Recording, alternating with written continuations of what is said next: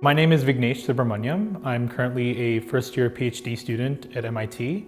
I'm currently in the Info Lab, and my advisors are Boris Katz and Andre Barbu. The Info Lab is focusing on a lot of problems related to language processing for a long time, but also just general perception. And so a lot of language processing in the world and grounding it into vision, so multimodal processing. The project I'm currently working on is, I guess the name of it would be training untrainable networks, or training very difficult to train networks. We call it training the untrainable for fun. Right now in deep learning, there are really specific recipes that people follow to design neural networks, right? So if you have maybe some kind of image classification task. I have an image, I want to identify the object in that image, and so I would feed it to some kind of large neural network. This is kind of the standard practice that people do in the field today, and that neural network is designed very carefully. Generally, it follows a very particular design. What that kind of implies, though, is that there are a set of networks that are correct to do a task and a set of networks that are incorrect to do a particular task. So this is interesting because we want to know why we don't use these network designs, because theoretically neural networks are all universal function approximators. They can learn any task, and we know that theoretically to be true, but somehow there's some designs that are good for some tasks that make it easy to learn some tasks, and we don't scientifically know what that means. We also are kind of interested in some of these other networks that we left behind because they can have really nice properties. For example, convolutional architectures can have problems with latency, especially when they're very deep.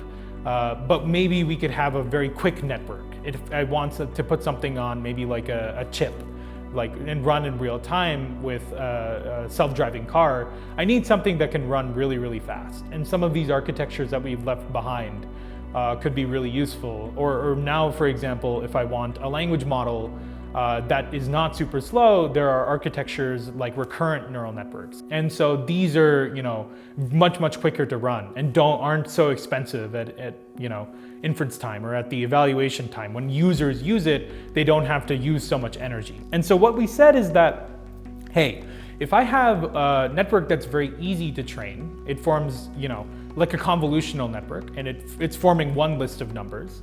And I have a network that's very hard to train, and it forms its own list of numbers that's very different.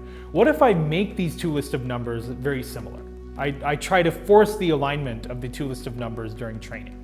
And so during training time, what I say is that not only do I make you good at image classification, but I make you good at image classification in the same way that a convolutional architecture is good at image classification, by forcing you to make a list of numbers that looks similar to the convolutional architecture. And so that way it's like saying, I'm now taking one architecture and making it act like another architecture. We call this technique guidance, this technique that said, make one list of numbers from one architecture look like another list of numbers from another architecture. And we said this as kind of like a way to revitalize dead architecture. And so pretty excitingly, we were able to take the transformer architecture, which is the architecture traditionally used for language modeling, and use it as kind of like a guide for a recurrent neural network, a vanilla RNN, which is something people used back in the 60s. All of these kinds of AI companies are trying to figure out how to simplify and reduce the cost and barrier to building these kinds of large-scale AI models.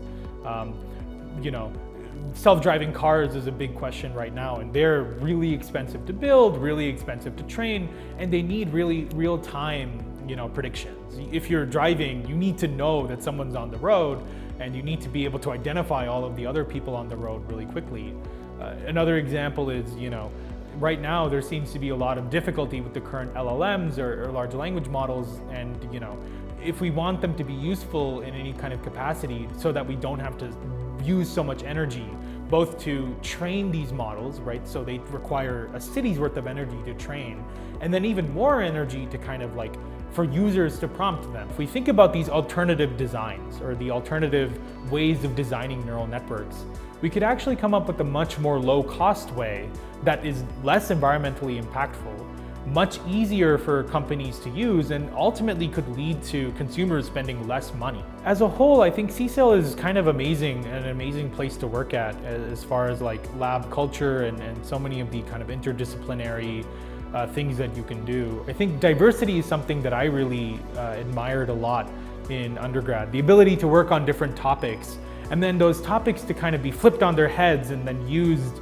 in different ways is so useful to me. Today, you know, the landscape of tools that you need changes so quickly.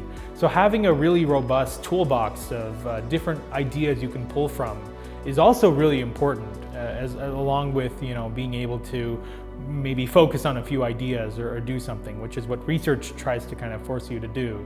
But, you know, if you're going to go into the industry as an undergrad, I think having a really robust toolbox is kind of an amazing thing. And that's how you make sure that, you know, you're really valuable or you're a valuable asset to any kind of company you get a job with in the future.